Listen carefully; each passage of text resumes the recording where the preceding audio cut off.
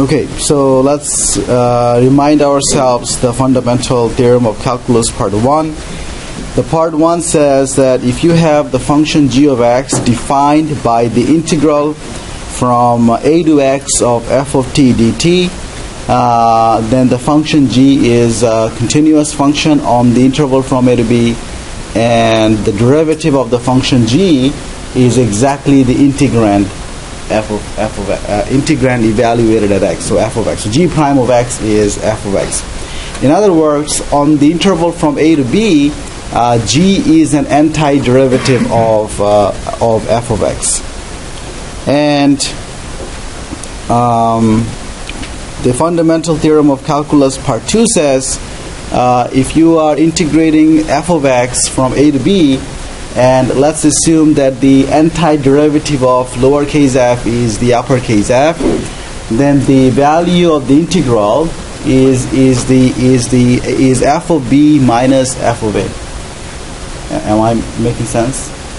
So if you know an antiderivative of a function, you know how to find the exact value of the integral of that function by using this, right? So what this is saying is that the integral of f of x dx from a to b is the change in the antiderivative, right? This is the net. If you think about f of b minus f of a, you should think of that as the net change in the antiderivative from a to b, right? What the value of f at a minus the value of cap f at b, if you're taking the difference, I can think of that as the net change in the value of cap f, right? So if you integrate lowercase f, you're getting the net change of the antiderivative of f. Okay. All right. So we did just one example last time. So I want to do a few more examples. So if we want to find the integral of a function, all we have to do is find an antiderivative and then take the net change of that antiderivative, right? But okay, so let me first do an example where I'm going to use the FTC1. Okay, so my first example today.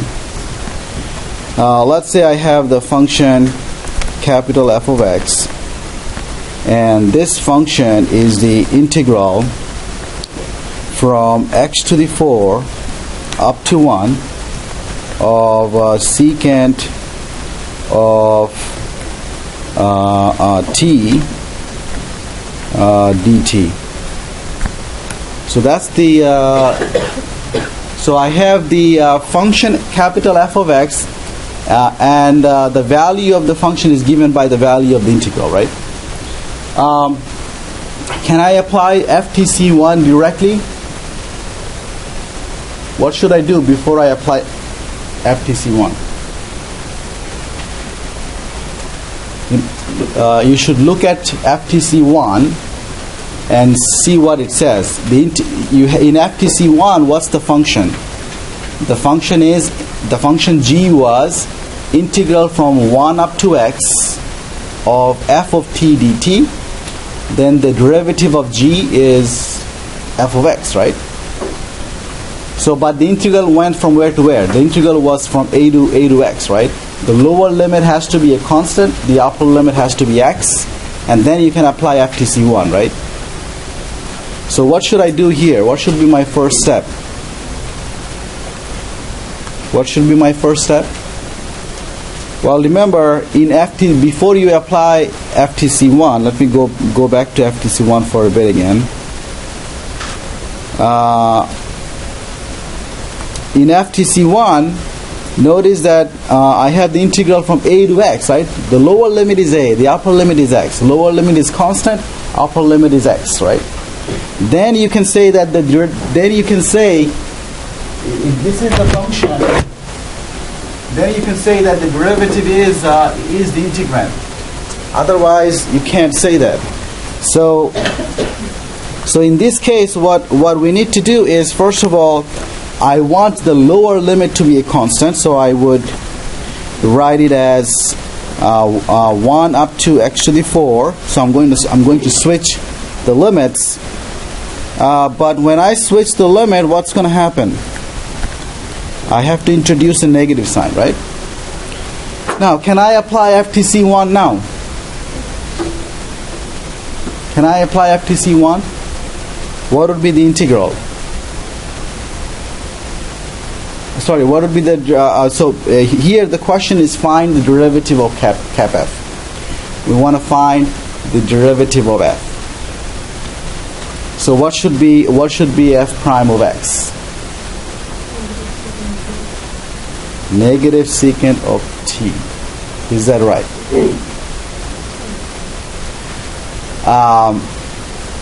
Think about it for a second, okay?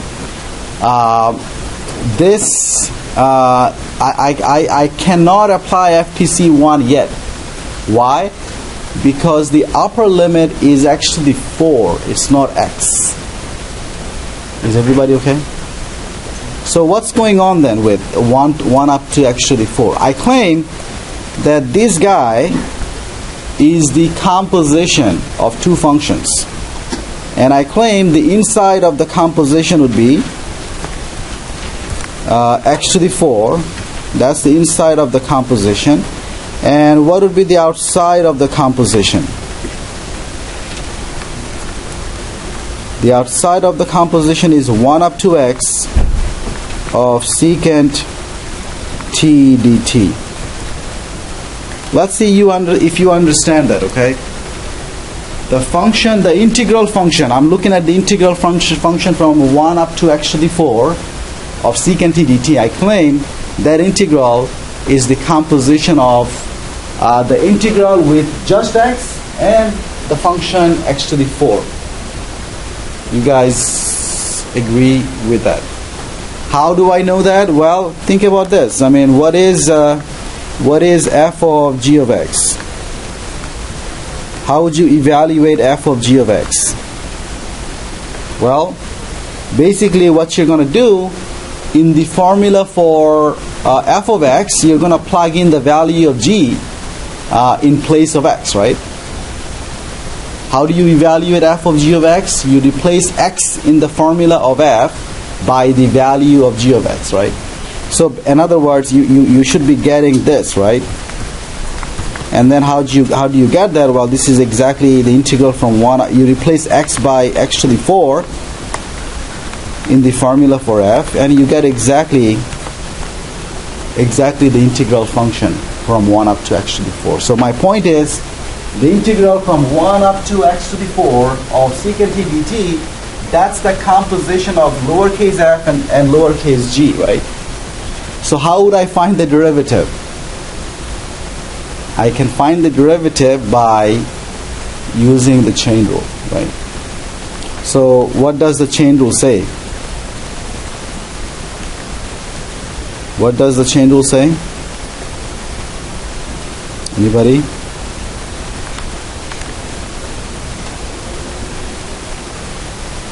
Okay, this part here is not part of the solution. I just gave you that to make you understand the integral from 1 up to x to the 4 x secant t dt is the composition of these two functions. So I have the negative sign as it is. What's the derivative then? Well, what's the derivative of the outside function lowercase f? The derivative of the outside function lowercase f by FTC1 is what? Now it is what? The integrand, right? The integrand evaluated at x, right?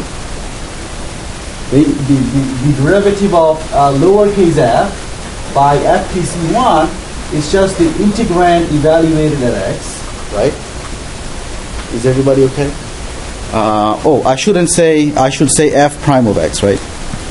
Now we are taking the derivative. F prime of x is equal to that. But what do I have to do by chain rule? What do I have to do?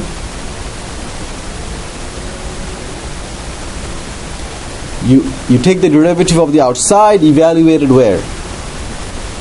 Evaluate it at the inside, right? So I have to evaluate that at the inside. and then multiply by the derivative of the inside, which is what? 4x cubed. That's it. Is everybody okay? You guys are okay with that? It's very simple if you once you see this, okay? It's simpler than applying chain rule in chapter 2. Okay? So once again, what we did is the following. We had the function capital F, actually 4 up to 1 of secant t dt. We switched the limits, so we introduced the negative sign by switching the limits.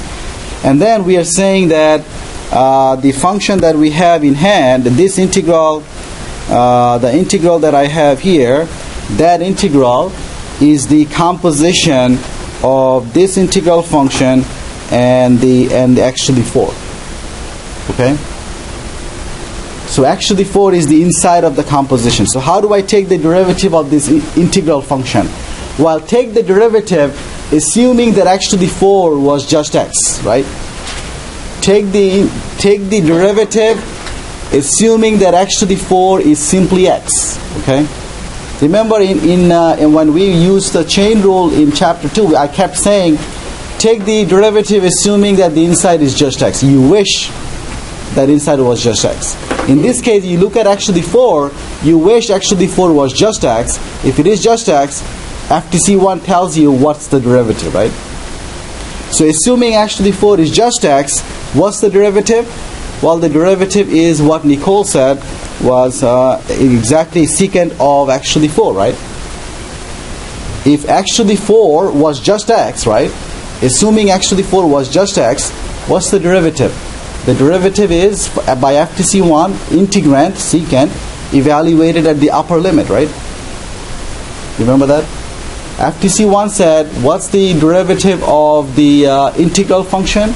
It is integrand evaluated at the upper limit, right? So if I assume actually 4 is just x, then the derivative is the integrand evaluated at the upper limit. But because the upper limit is not just x, right, you have to multiply by the derivative of that upper limit, which is 4x cubed. If that makes sense. Alright, so that's the derivative in this case. Let me do another example in a second. So here's another example.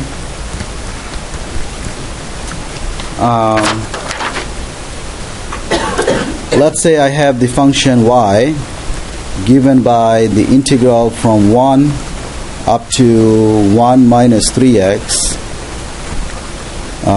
u cubed over 1 plus u squared du. Okay, so that's the function that I'm given. So y as a function of x. Okay, y as a function of x. Okay, so for different values of x, you get different numbers. What's the derivative here? Well, I'm not going to, I'm not going to say as much as I said before. So all I'm going to say here is this: is the lower limit a constant? Yes. Is the upper limit x? No. But assuming that the upper limit is x, I have to make sure one more thing, which is my integrand continuous? In this case, my integrand is continuous, so I can apply FTC1. But is the upper limit is not x, but assuming it is x, what's the derivative? What's the derivative assuming the upper limit is just x by FTC1? What do I do?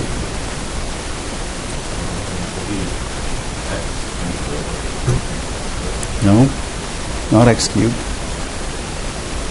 Oh, you're just using x. Sorry, yeah, you're right. So what you want to do is the FTC1 says that you evaluate this. So I'm just going to assume that 1 minus 3x, that whole thing is just x. And then FTC1 says the derivative is just the integrand evaluated at the upper limit, right? So I'm going to evaluate the integrand at the upper limit.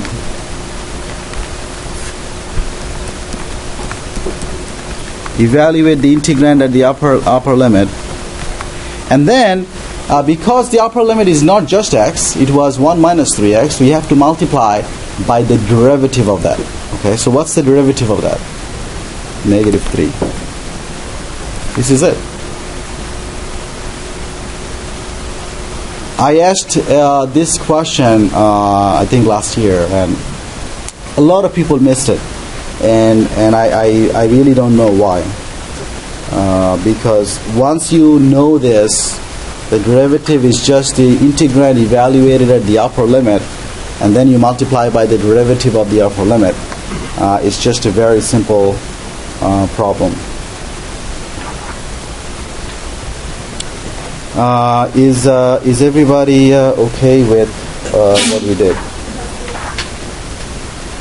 Everybody's okay?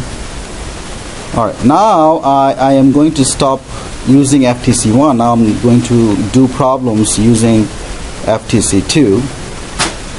So let's look at the following problem. Let's say I have the integral from 0 to pi over 2 of cosine x dx. So what is this integral? Is my integrand continuous from 0 to pi over 2? Yeah, remember sine and cosine, they are continuous function everywhere. So my integrand is continuous, so I can apply FTC1. And my FTC1 says what? FTC1 says, in order to compute this integral, you have to find the antiderivative of the integrand. What's the antiderivative of the integrand? So find the antiderivative of the integrand. Is the integral is the net change of the antiderivative, right? The integral is the net change of the antiderivative. That is, the antiderivative evaluated at pi over 2 minus the antiderivative evaluated at 0, right? That's what I mean by net change in the. So what is the antiderivative of cosine? Sine. So all I have is sine between pi over 2 and 0, and so this is sine of pi over 2 minus sine of 0. Can someone tell me what that is? 1. Very good. Okay.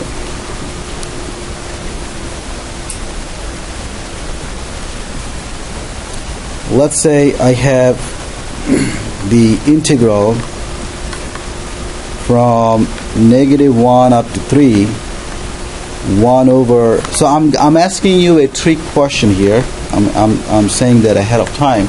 I'm asking you, what's the integral of this? What did you say? What is this integral? Well, what I want to say here is that I cannot apply FTC2. Okay? Why? Very good. Because the integrand is not continuous at 0, and 0 is in the interval. Right? If it was from 1 to 3, then there is no problem, right? If the integral was from 1 up to 3, there is no problem. But because from negative 1 up to 3, 0 is there, and the integrand is discontinuous at 0, you cannot apply FTC2. Okay? So, can't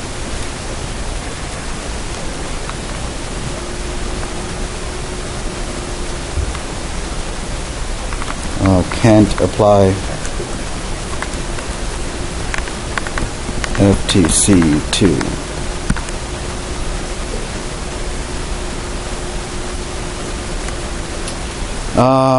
Okay.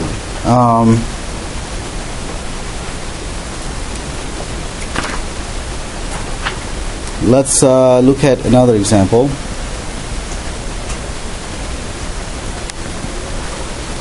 Another example is, let's say I have the integral from 1 up to 4 of 4 plus 6x divided by root x dx.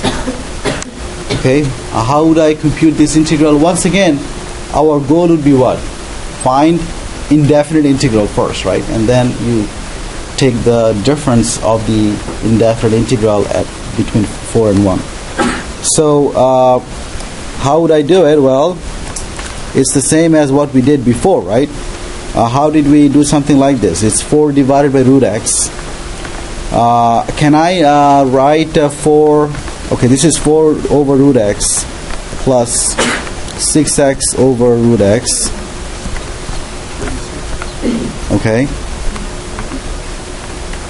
And once I have done that, then I will write this as 4 times x to the negative half plus 6 times x to the half, right?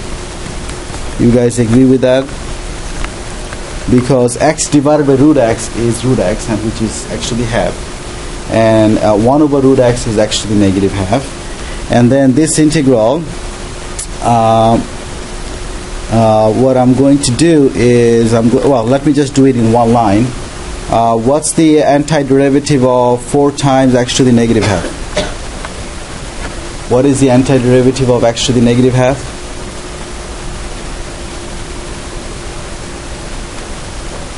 It's what was the power rule? What's the antiderivative of x to the negative half?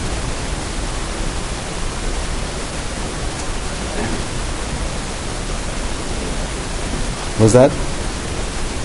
Divided by?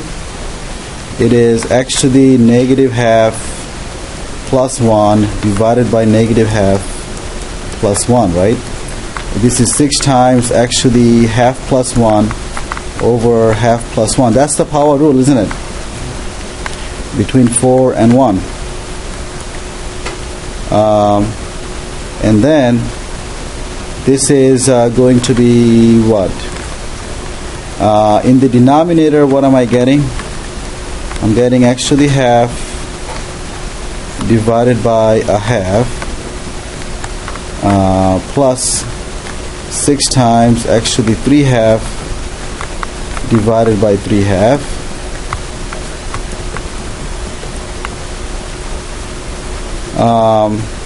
Okay, that half there will become what? That half in the denominator will become a 2. So I get x to the half plus 6 times 2/3 x to the 3 half 4 and 1. Simplify, you get 8 x to the half plus 4 x to the 3 half between 4 and 1. And finally, what do? I plug in 4 and plug in 1, right? So if I plug in 4, what do I get? I get 8 times 4 to the half plus 4 times 4 to the 3 half minus, when I plug in 1, what do I get? 8 times 1 to the half plus 4 times 1 to the 3 half. And what is that equal to? 4 to the half is what? Yeah. 4 to the half is 2, so 8 times 2, that is 16 here. Plus, what is 4 to the 3 half? What is 4 to the 3 half? Well, you take the square root of 4 first, which is 2, and then 2 cubed is 8, right? So this is 4 times 8 is 32. Minus, what do you get here? You get 8 plus 4, that is 12, right? So at the end, what are we getting? 36, very good. Okay, you don't have to show all these steps. If you could do some of these steps in your head, that's fine. Okay, I'm just writing out all the steps for everybody. Okay, so this is just 36. Everybody follow that example? Okay.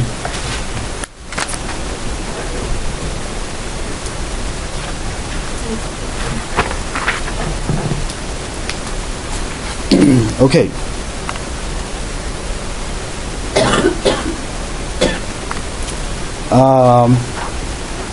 Let's look at another example. This will be a little bit different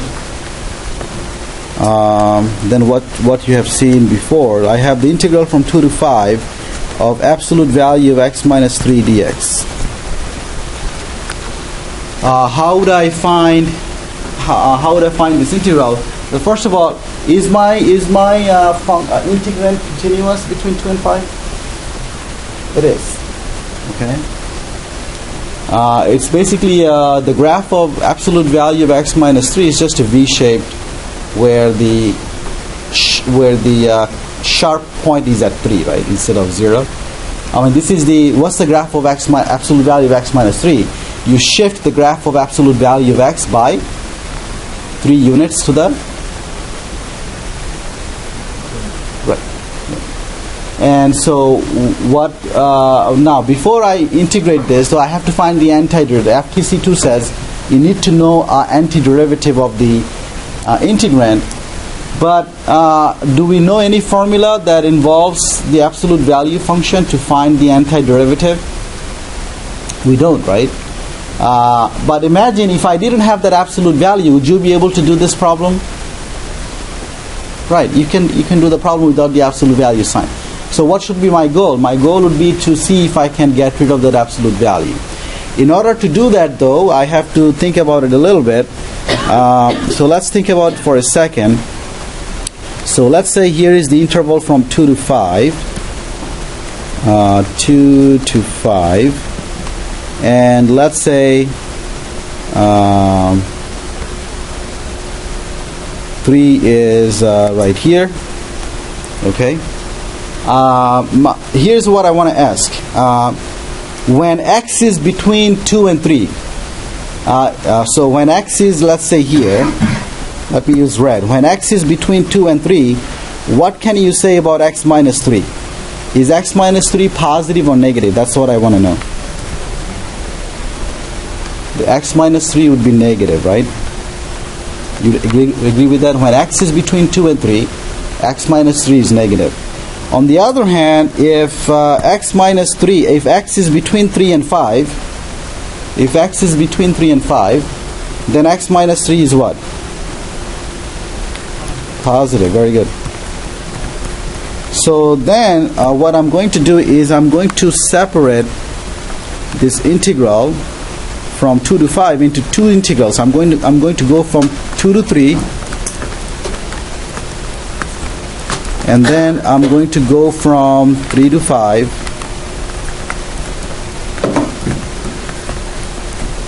Now, why did I do that? Well, between 2 and 3, I know x minus 3 is what?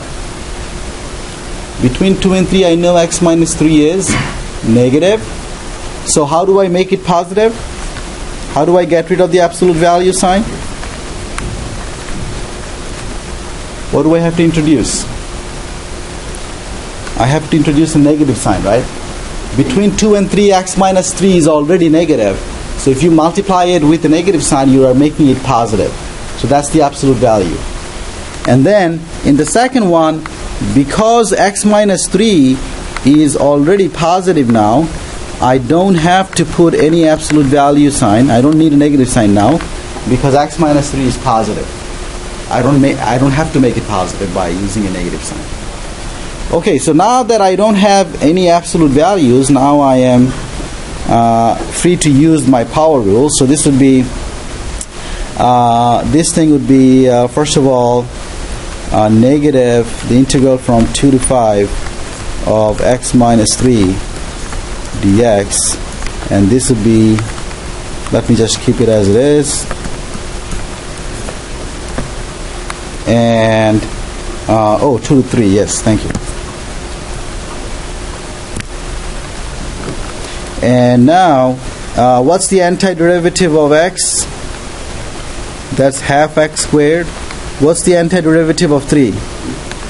3x. So this is 3 and 2, and here I get the same antiderivative, half x squared minus 3x, but the limits are different, 5 and 3.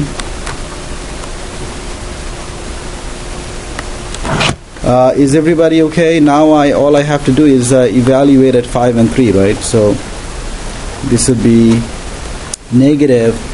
When I plug in 3, what do I get? Half times 3 squared minus 3 times 3, and let me use parenthesis here, minus, I plug in 2, so this would be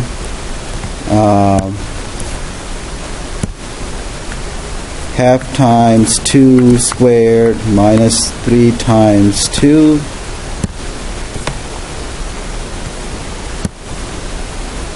Whoops.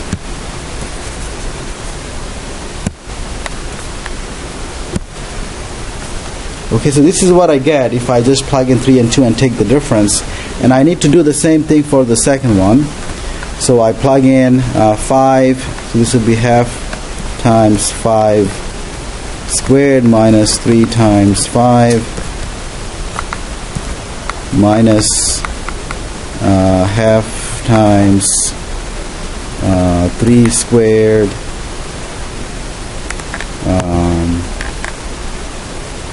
half times 3 squared minus 3 times 3. So this is what I get, and you just need to simplify that out. And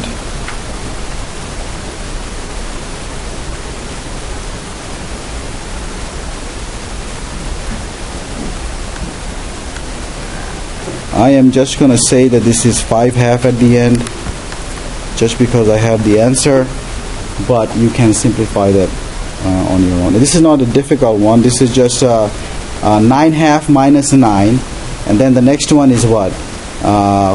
2 minus 6. The third one is 25 over 2 minus 15. The last one is again 9/2 minus 9, right? Yeah. I have a question with Yeah. writing it out. Yeah. That negative sign that was in front of the very first definite integral, does that carry out to both parts? No. This is the negative sign is only on the first integral. Only on the first integral, and notice that that's what I have too. Yeah. It doesn't distribute out. This is going to distribute here, but not here. Yeah, I understand. Yeah, the bracket. Remember, we have that this integral here is this guy, but this guy has no negative in front of it. This guy has no negative. This guy has no negative. I see that. I'm not talking about that part, but Yeah. I'm talking about like just the first definite integral. It has a negative sign in front. Yeah, there is a negative sign in front of the. It's the fundamental theorem of calculus. Yeah. And then you're subtracting 2, and then. I am subtracting. Yeah, so that's why I have the negative outside of the brackets, Okay. right? Okay, I see that. So once I take off the brackets, you have to distribute that negative sign. Yeah. So again, I didn't show you the steps after that. I just went to 5/2. But you have to distribute that negative over the first brackets. Yeah. Yep.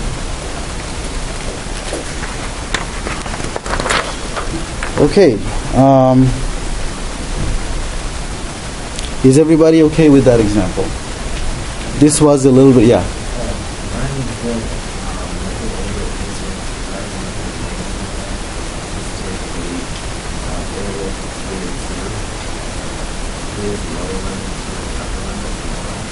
Oh, switching the limits.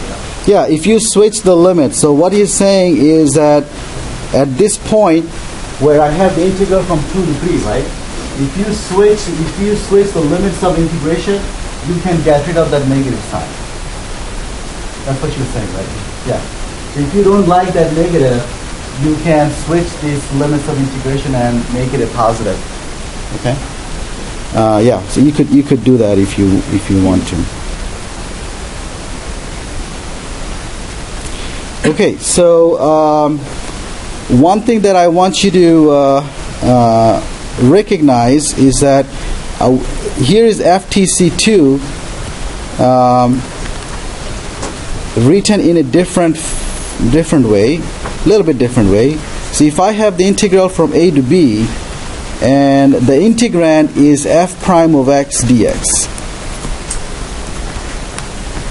what's the value?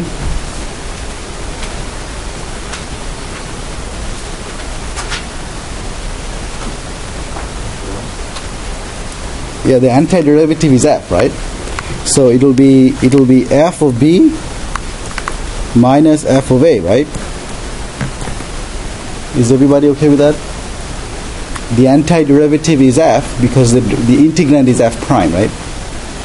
So what is it telling me? It's telling me that if you are here, what are you integrating here? What are you integrating here? This is a rate, right? This is the rate of the function f, right? You are integrating the rate of f, right? And what are you ending up with? When you're ending up with the net change of the function f, right? So this is the net change of the function f. This is the rate of f. So my point is, if you integrate the rate of f from a to b, you end up with the net change of f, right? Integrate the rate of f, obtain the net change of f. Everybody is cool? So why did I do that? Well, the reason I did that is because think about this. If f is the velocity function, right? Then if you're integrating the velocity function, what do you get? You get the net change of position, right? You get the net change of position, and that in general you can say that for any function f, as long as you can apply this FTC2. Is everybody okay? And keep that in mind. In some of the application-oriented problems, you have to interpret FTC2 in this way. Integrate the rate, you get the net change here. So, for example, suppose you have a problem where you're given the rate of change of volume. So, let's say you have a situation where the volume is changing, right? So, suppose you know the rate of change of volume. If you integrate the rate of change of volume, what do you get? Net change of volume, right? If you integrate the rate of change of volume, you get the net change of volume. Things like that you have to keep in mind. Is everybody okay with that? This interpretation of the FTC2 is clear? Okay. Now, 4.5 again. Remember, we talked about use substitution to evaluate indefinite integrals, right? You guys have done exercises on that. You had homeworks on that, right? We want to now look at using the substitution rule for definite integrals as well. Now, first of all, let me do an example. If I were to find the integral of 1 minus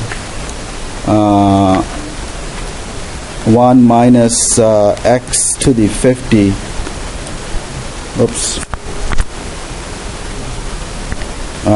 dx, let's say between 0 and 1. If I were to find this integral, how would I find it? Well, one thing I could do is just, first of all, just concentrate on the indefinite integral. So first of all, I can just look at the indefinite integral 1 minus x to the 50, and then come up with the antiderivative by using the substitution rule. And so how would I use the substitution rule? Well, you would take u to be what?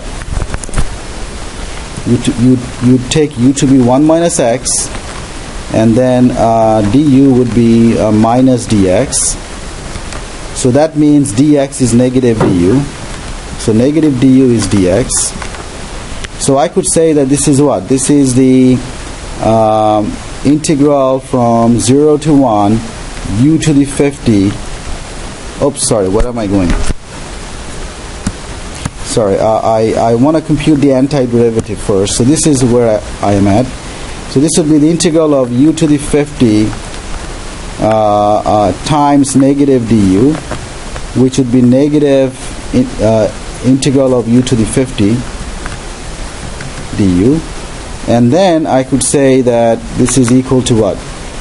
Negative 1 over 51 u to the 51, right? Plus a c, and then negative 1 over 51 times 1 minus x to the 51. So that's what I get if I take the indefinite integral, right? So then what would be this integral here? What would be that integral? Well, I just take one antiderivative. I don't need that plus c. All I need is negative 1 over 51 times 1 minus x to the 51, and then I have to evaluate it between 1 and 0. Right? You agree with that? And then now you're just going to plug in 1. If you plug in 1, you get 0. And when you plug in 0, you get 1 over 51. But if you do it correctly, I think you'll be getting 1 over 51. Okay? So write out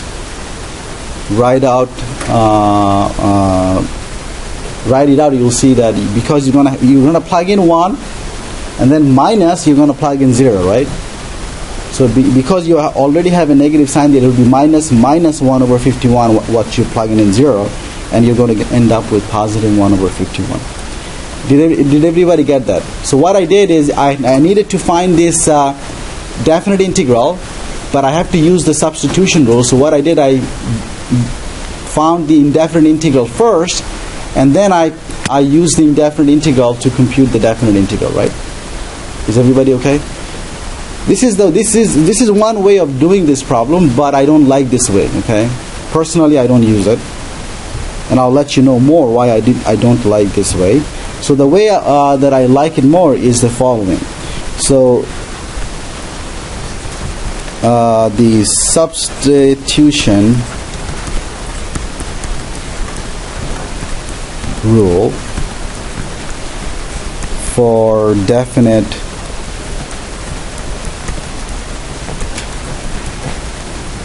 integrals, and what it is that if I have the integral from a to b of a composition of two functions together with the derivative of the inside, and we can rewrite this as the integral of f of u du. So what did I do? I replaced g of x, the inside, by u, and the derivative of that times dx by du. And then what would be the limits of integration? Remember, in the previous solution, what did I do? I found the indefinite integrals in terms of u, and then I went back to x, right? Found the indefinite integral in terms of x, and then I plugged that in by using FTC2. Here, what I'm going to do here is that I'm going to change the limits of integration.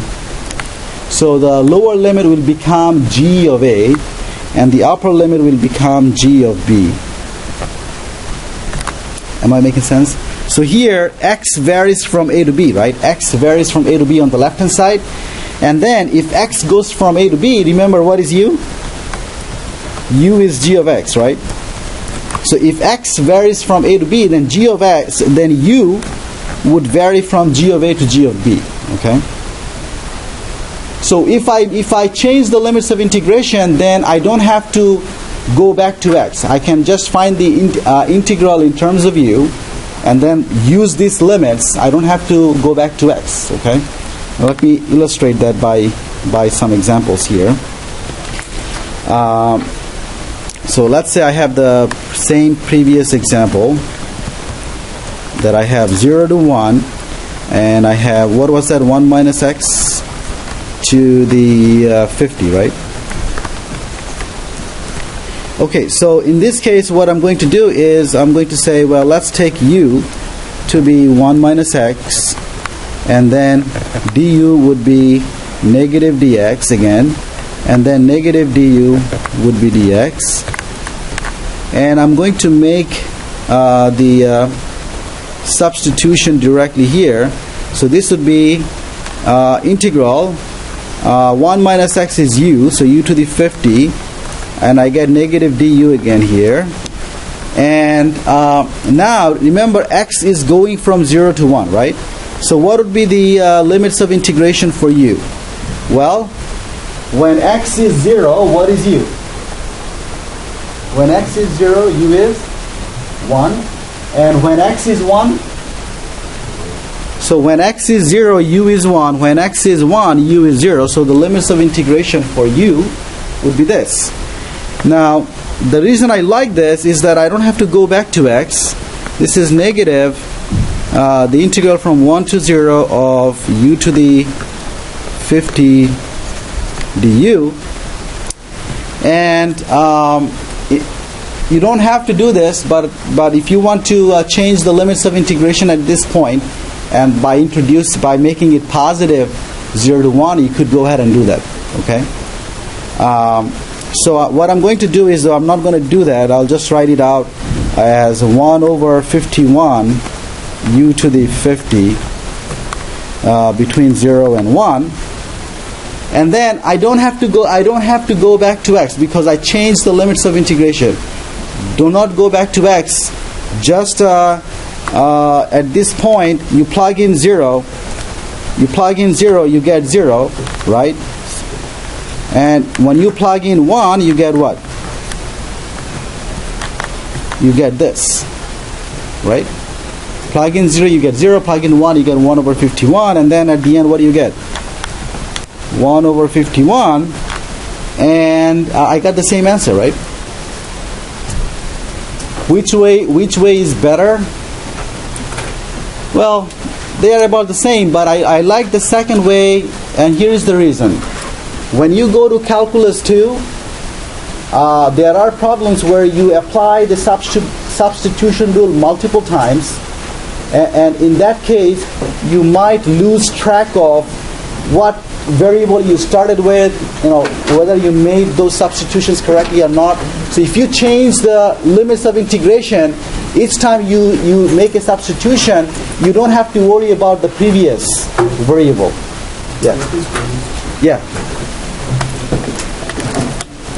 All right. So